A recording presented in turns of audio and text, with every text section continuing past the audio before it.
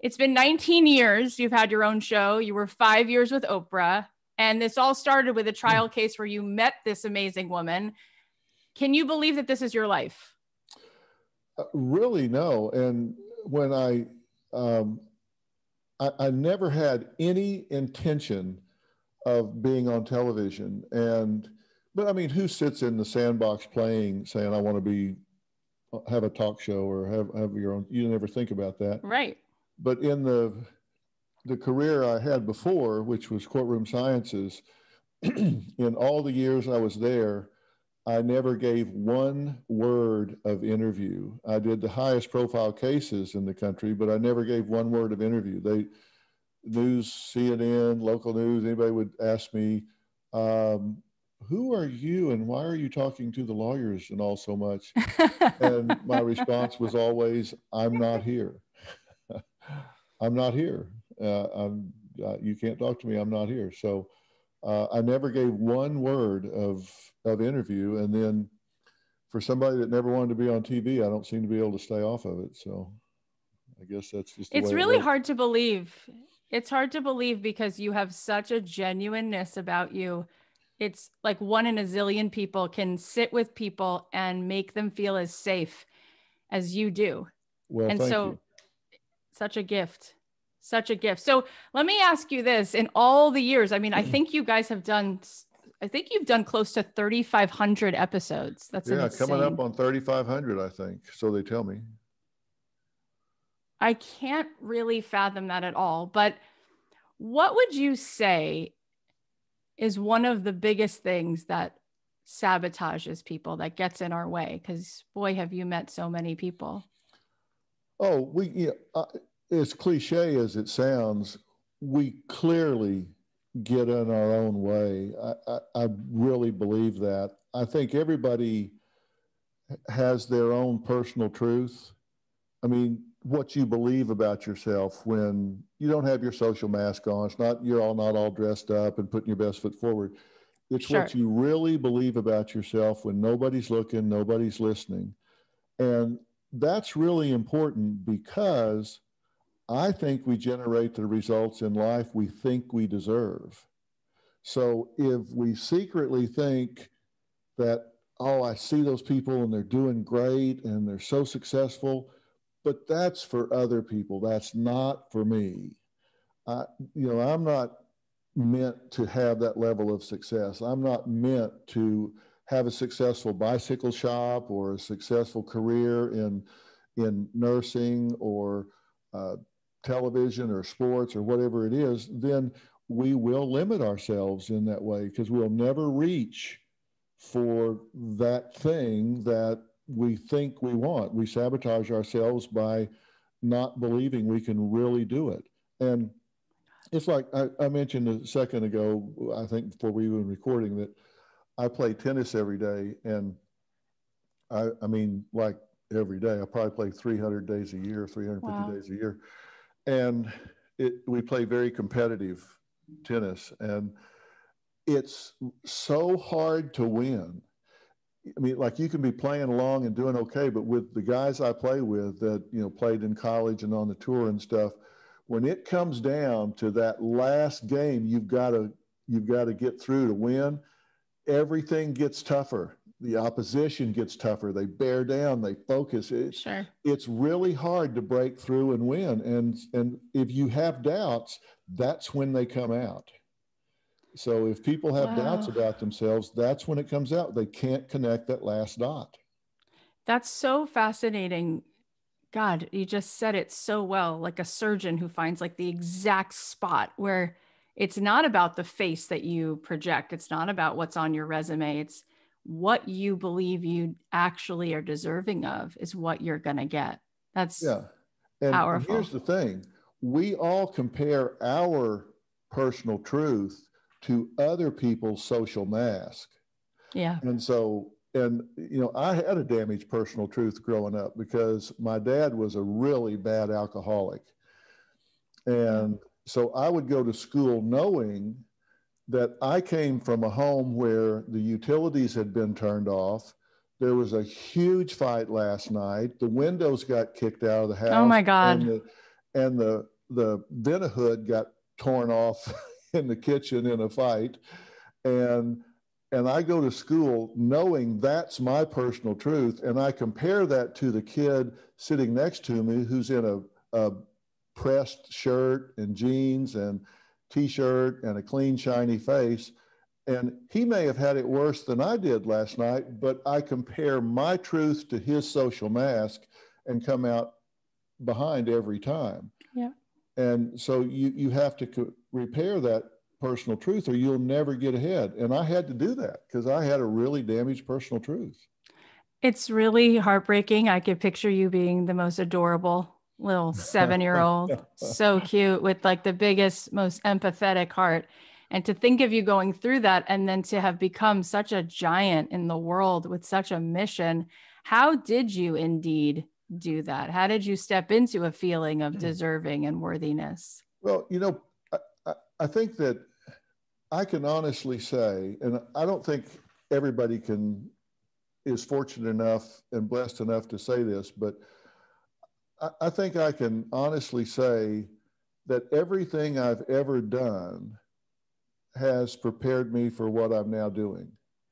I think when I have guests on that have been through the kind of things that I grew up with, a chaotic home, alcoholic parent, being poor where you don't know if the utilities are going to be on or not. You just can't predict your world or whatever. I can relate to that. And I've been in sports and I can relate to that. And I've been in business and I can relate to that. So I think I have the ability to relate to a lot of things because I've walked a lot of different paths. And I think that's really helped. And, everybody has a different currency. We think about currency as money, right? Yeah. But I think there's emotional currency, spiritual currency, familial currency. There's all kinds of currencies. And when we were really poor, I was the only boy with 3 sisters, and that was kind of a currency. And then I was in athletics, and you get to go to like junior, they call it middle school now. You went to middle school, I went to junior high. But you had a game every week, and people could attend for free. And so my family was really poor, but they would come to my games and it was free. So my role in the family was like, I was the entertainment. So I had a role, I was the entertainment. And I didn't have the clothes and things that the other kids had at school, but when you step on the field, that doesn't matter. So my currency was if I could run fast and jump high, then that was an equalizer. So I learned real early on that there are different kinds of currency, and mine was either academics or athletics. And so I leaned into that because I didn't have the social trappings that the other kids have with a nice home or clothes or whatever. So I learned really early on there are a lot of different ways to skin a cat. It's really like, I mean, it's obviously so remarkable what you've done, what you're doing. But one of the things that you mentioned earlier before we hit record is that you've also been married for 44 years. Yeah, we've been together almost 50, but we've been married 44. And I just don't think there's anything that says more about a person, especially when you are, let's face it, so famous, so beloved. And there's a lot of tests that come with that. And to find a way to really love someone else and let yourself be loved is one of the hardest things. And you counsel so many people on this. So what do you think is the secret to having such a lasting life, marriage partner? Well, and I'm not being coy when I say this. I'm married way over my head. I'm not. I know that's a joke that people say, but you've seen Robin and heard her talk. She's a man. She is a champ. Everybody thinks she's a trophy wife, but we're just 2.5 years different. It's just I look like an old catcher's mitt, and she. Oh my God! she stayed out of the sun, so she looks great. But no, and Robin's from Duncan, Oklahoma. I don't know if you know where that is, but you you go to Texas, you cross the Red River, you get to Duncan, Oklahoma, you go about 4 more miles, and you fall off the end of the earth. It's like in the middle of nowhere. And she grew up picking up golf balls on her dad's driving range because they didn't have a tractor. So she was out there with a bucket picking up golf balls while they're still hitting. So she's she's tougher than a boot. But we grew up together, and we went to college together, and you kind of bond. It's kind of foxhole bonding. If when we went to college, if it hadn't been for 2-for-1 burger bucks, one of us would have starved. You've been through it. When you go to college, you watch for all of those 2-for-1 things, and we just grew up together that way. And we were just as happy then as we were now. I mean, we didn't mind. It was as long as we had each other, and we still. I think the key to a good relationship is you got to be good friends first. And what do good friends do? Good friends laugh and talk. They share stories about their day. They tell jokes. They do fun stuff. And then comes all the romantic stuff. But Yeah. but she's like a great friend. We laugh and tell jokes. And if she sees something funny, she can't wait to come run them off. So, oh my God, you got to look at this. And so, we've always done that, I always. love that. So because think about it, a lot of times you'll put more energy into a work relationship than you will a relationship at home. You'll pass your mate at home in the hall and go, you go, but you go to work. So, hey, how you doing? We've never done that. We put the same energy into our relationship, even though it's 44 years. Well, almost 50 together, but we Amazing. still we still laugh and talk and have a good time. So It's that's the amazing. big difference. And we have about 20 million downloads, and 90% of our audience is women in their early 30s, 40s. So I think that they're going to find that was so beautiful to hear. One of the things that my audience struggles with that you touched on before is there is just this rampant, it's more contagious than COVID. It's this imposter syndrome. I'm a fraud. I'd love to start my bike shop, like you said. I'd love to be a nurse. I'd love to start a podcast, but nothing I do will be great. And I can't handle doing something that's not perfect. What do you say to people when they have that come up? Well, I think perfection is a good excuse to sit on the sidelines. Right. I think it's something that people hide behind, and it's just it's a myth. I mean, there is no perfection. I mean, around here, we've got like 300 people on the staff here at Dr. Phil, and oh my God, that's I, crazy. I've got the same executive producer I had since day one. I've got the same supervising producer since. I've got the same 7 cameramen since day one. Everybody's. We started and we just all stayed together. But Right. I've had the same secretary for 45 years. I've never met a single person that was a true champion that was a Lone Ranger. Right. And when you get scared about, oh, am I going to make it or not? Well, who do you have around you? People say you got to be passionate about something to really succeed. I think that's true. It's necessary but not sufficient. I think you got to be passionate to succeed, but everybody around you needs to be passionate in order for you to succeed. You know, uh, People Wow. say that, I'm really good at what I do. I have a really good team around me. Listen, one log won't burn. You put me out there on that stage and don't have an interesting guest for me to talk to, an interesting problem to solve, you don't book interesting stories, and I'm just a bald guy sitting out in the middle of the room. I've got a really good team that's been with me from day one, and they know our audience and they know me. And like, you never hear me tell anybody what to do with their 401k. You never hear, they know my lane. They know what I am good at and what I'm not good at. So it's about who, have you got a team built around you? Do you have a nucleus Yeah. of people that want you to succeed? And feeling like you're an imposter, don't we all? You know, when I was in practice, my specialty that I spent most of my time in was brain and central nervous system. That was what I focused on. And I can't tell you how many times I would be in a room and there would be somebody in there with a closed head injury. And they would, and this was before we had all the sophisticated MRIs and CAT scans and all that sort of thing. Right.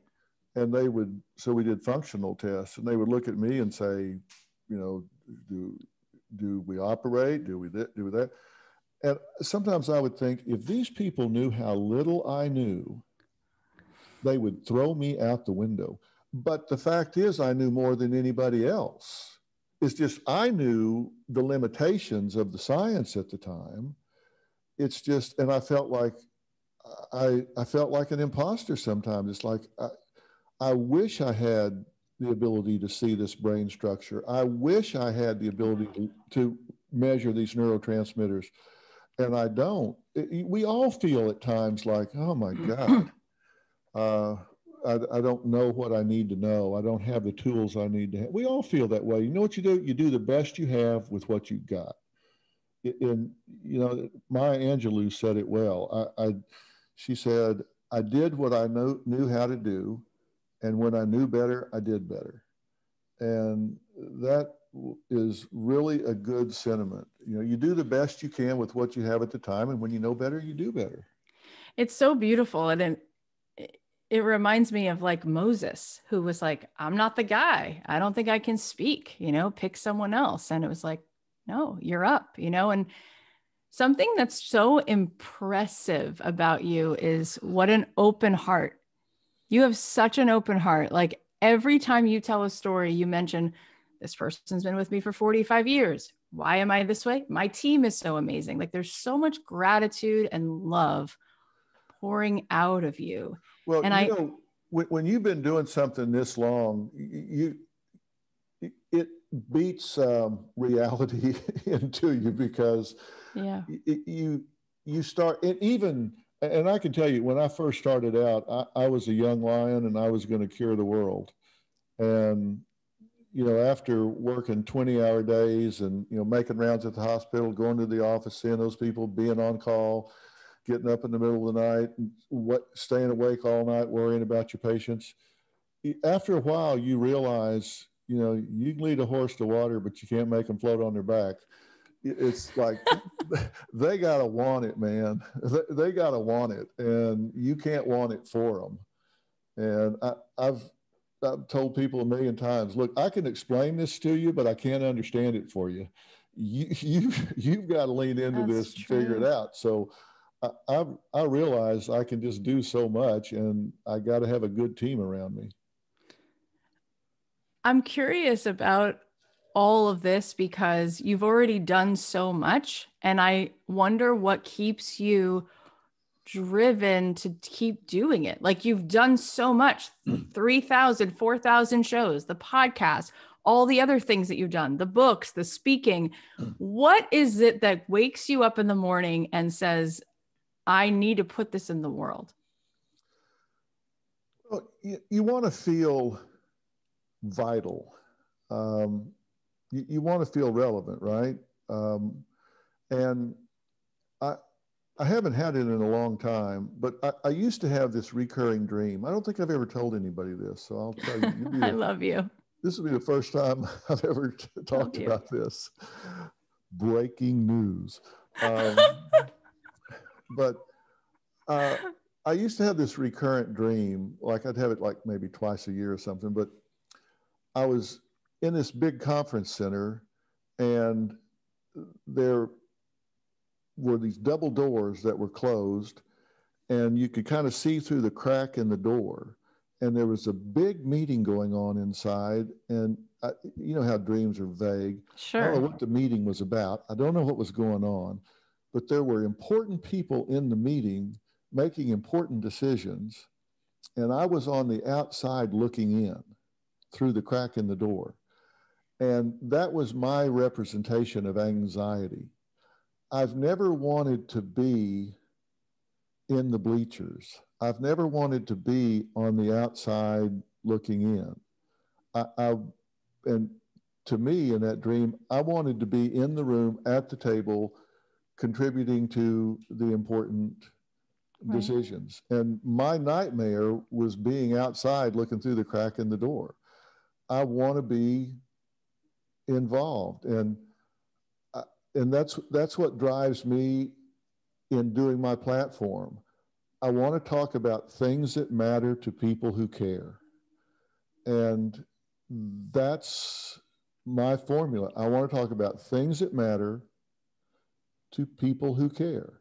And that's who watches. People who care about family, psychological functioning, mental illness, mental health, all of those sort of things. I'm talking about things they care about. And I think we're the only show that delivers common sense, usable information to people's homes every day for free. Yeah. And I think that's the highest and best use of television. And so I'm proud of it. It's incredible. And it's so beautiful how much you just crave being in service. And you, words from the heart speak to the heart. And that's why it works with you.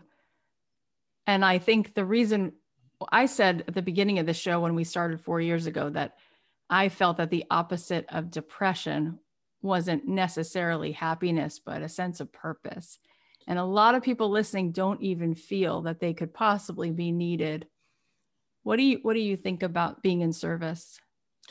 Well, I think the best way for people to test this theory is right, particularly right now when we're in quarantine and Right.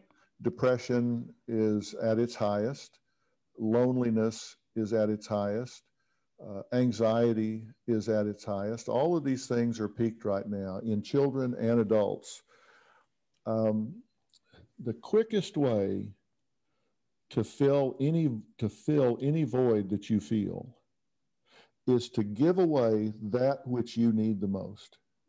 You give it away. If you're sitting at home feeling like, oh my God, I feel so lonely, I feel so alone. You know what? Go somewhere in your apartment building where you know maybe an elderly person is living by themselves, or down on the corner there's somebody down there that's struggling. Go knock on their door and say, hey, you don't know me, but I'm so and so, and I'm sure you don't want to give me your phone number, but here's mine. If you would like to talk, here's my phone number. I'm on the way to the store. Can I pick you something up? I'll leave it on your front porch for you. Or if you're out mowing your yard, when you get to the driveway, just keep going and mow the neighbors. If you just give away that which you need the most, I promise you it will fill you up faster than any pill you can take, any therapy you can get, anything you can do. Give away what you need the most, it'll fill you up fast. It totally made me cry because it's one of the most beautiful things I've ever heard. And as you said it, the tears came because my heart said, that's true. I know that that's true. And I've never heard that before. It's so beautiful. And I was going to ask you about COVID because we thought it was going to be what, 2 weeks, a month. Now it's been about a year. Do you think there's anything valuable, anything that actually is going to be significant, that's good, that came out of this time? Well, I think it's what we make it. If we create value, and I say to guests a lot when they come on the show, I mean, one of the first things I often say is, I really hope you create value here today, because Wow. it ain't up to me. Um, I, I hope you create value here today, and I hope we do create value out of this. And I think it's caused us to re-engineer some parts of our lives. Think about it. People used to have the mindset that you would fly from LA to New York for a 3-hour meeting because you had the belief that you just had to be in the room with that person Right. to get it across. And I think with Zoom, like we're talking about right now, uh, you have a very powerful presence, and so you reach out through the screen, and so you can have an impact without being in the room with somebody. Not everybody can do that, but some people can. You're one of those people that can. So Thank that you. this will cause you to be able to leverage your podcast more. You can interview more people in less time than if you had to move your podcast around Sure. or wait for people to come to you. So I think that's an efficiency that um, we've we've picked up. I think people have learned that we can get through and overcome things that we Yeah. probably didn't know we could get through. Um, I don't think heroes um, are made in crisis. I think crisis reveals who people really are. And if you find a hero in the middle of a crisis, they were a hero before that crisis occurred. It just revealed who they were. And I think people have found that they've got a strength and an endurance and an ability here to endure that they didn't see before. And I hope people step back and say, hey, I did that. I got through that. Yeah. We, and I also think that a lot of families um, that work so much and all and say, man, you talk about kids growing up and old saying the hours are long and the years are short. Right. Because you're standing on the side of that soccer field watching a game you don't understand, saying, "Oh my God, is this ever going to be over?" The hours are long, but boy, they grow up fast. And I know a lot of families that, by working from home, have really had some quality time with their kids that they Yeah. didn't have before. Tutoring their kids, helping them with the remote learning and stuff, that they've had some quality time with their children that they didn't have before. So I think some good things have come out of it. Yeah. You got to look for them, but there's a few good things that have come out of it. But I sure think it's time to get children back in school Yeah. and get this world turned back on. Yeah. I love what you said about how the crisis reveals the heroes that were already there. It's so powerful. And speaking of, we talked about families a little bit just now, and you love, it's so obvious that you love being married to this woman, to Robin, and you love being a dad. You're so good at both of those things. And I was curious because yesterday was International Women's Day. And I'm curious what you would say to women and to men, because roles have changed so much in the last few years. And I see so many women, rising and becoming the breadwinner and not then knowing how to navigate being married anymore. And so I see a lot of women, they start to make money, they start to feel really empowered. And next thing they know, they're getting divorced. And I'm not really sure myself what the answers here are, what the lessons here are, but you're married to a really strong person and the two of you have navigated it. But I think that this generation needs some guidance about how to do this. I'm curious what your thoughts are. If you think back, um, even into the 50s and 60s, we were a single income society. Right. And then you get into the 70s, 80s, 90s, we became a double income society. And that's been mismanaged in a lot of ways because when we were a single income society, we adjusted our lifestyle to one income. And then if something happened, the other partner could go to work temporarily or part time. He froze. And if something happens, they don't have any fallback position because they're already both working. Right. So there's no cushion there. But I just think back to the 50s and 60s when women were not populating the workforce. Think of the talent pool that was being wasted in the 50s and 60s. I mean, I, I've got friends at Cedars, brain surgeons, heart surgeons.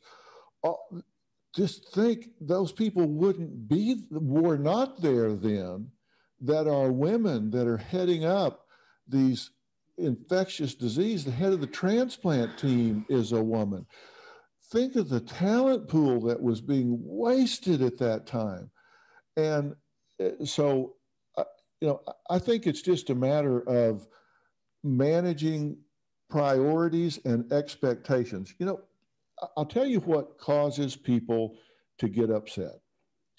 It's not what happens in their marriage or their relationships. It's if you violate their expectation of what happens in their marriage or the relationship. So if you have a couple that expects every day we're going to meet at the back door naked with a martini and everything's going to be great and that's going to be our life, and then they get married and they find out that they have to have a division of labor, a division of space, a division of time, uh, all of these things that are the actual realities of marriage. Right. The couple that expected the martini at the back door are going to go, oh my God, this is horrible. And they wind up getting a divorce. The couple that expected to have these challenges, sharing space, time, money, responsibilities, they say, this is exactly what we expected. It's so we're good. We're rolling. We knew this is what was coming. So we're good. Let's just be happy and go. So I think it's not what happens. It's if is violated. It's if you violate the expectancy set.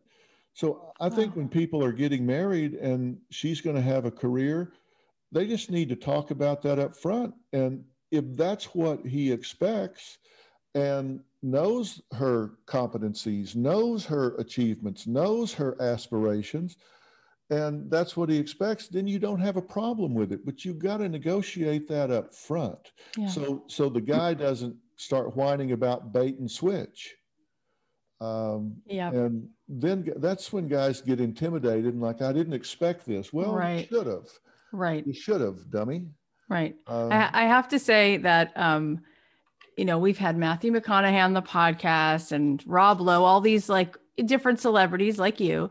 And you, of all the people, were the one that all my friends and my family were the most excited about. Oh my God, you're going to talk to Dr. Phil. And I think it's because they feel that they go to you, right? They go to you for these important moments in their life. And I remember one time my mom called me and I was like 20 or so. And she said, I just watched Dr. Phil and I want to apologize to you.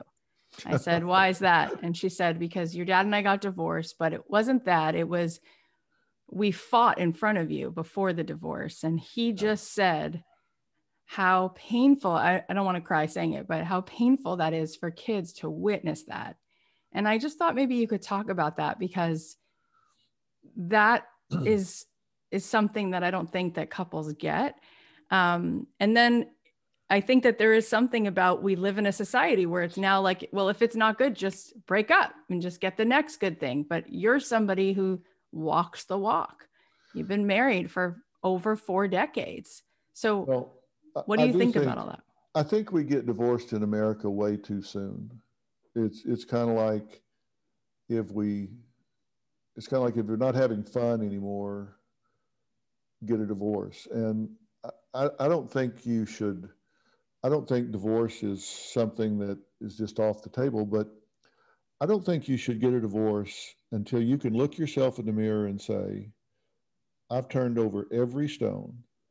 I've examined every avenue of rehabilitation that I can possibly do.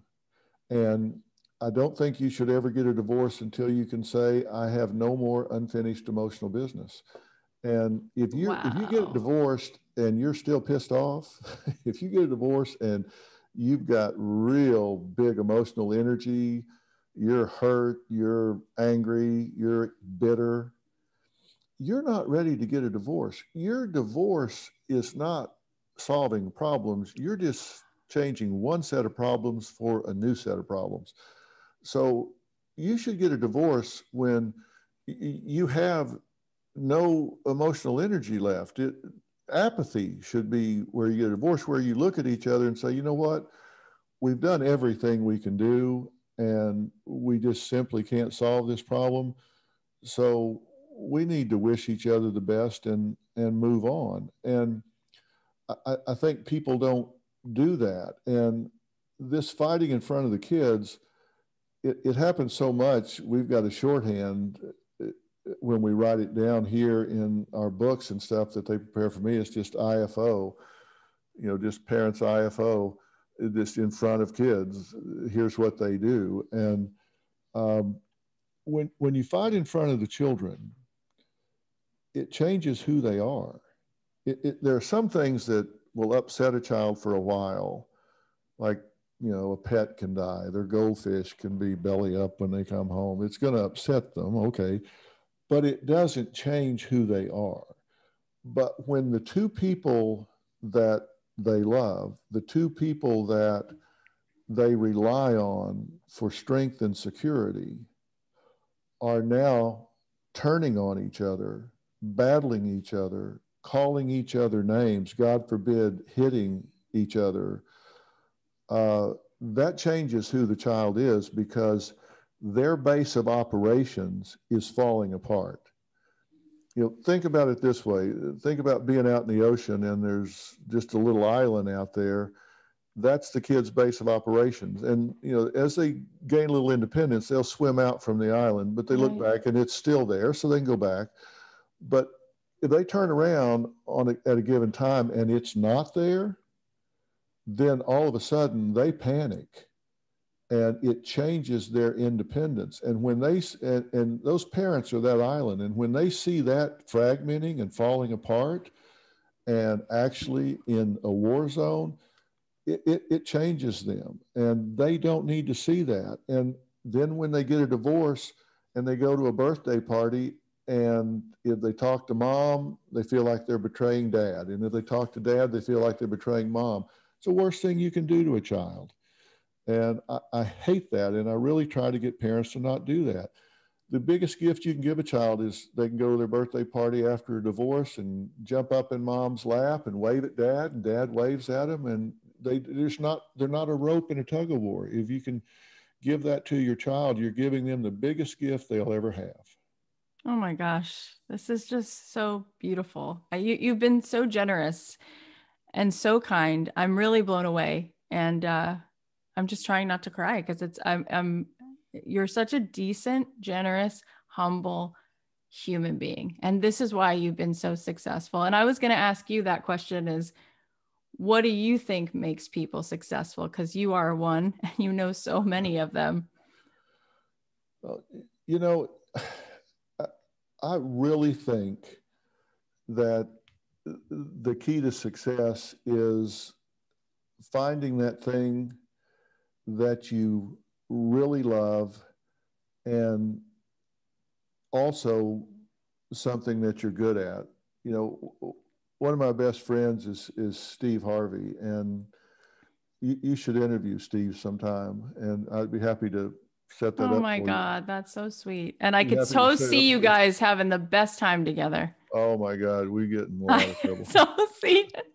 We get in a lot of trouble. But he had what he calls a turnback moment, where he was trying to be a comedian, and Yep. he was just really, really struggling. And he got to the point within 2 hours of going home and becoming a appliance salesman. And I mean, just so close, so close. And he just was hanging on so hard because he just, there's something in him that just said, you just this is just what you're meant to do. It's what you're meant to do. And all of the math, all of the signs, it told him 100 times before, turn back, turn back. And he was staying in somebody's attic, and he was going home the next day, and he got a call, said, we want you to perform at the Apollo, but you got to get here. And he needed $200 to get from Texas to the Apollo.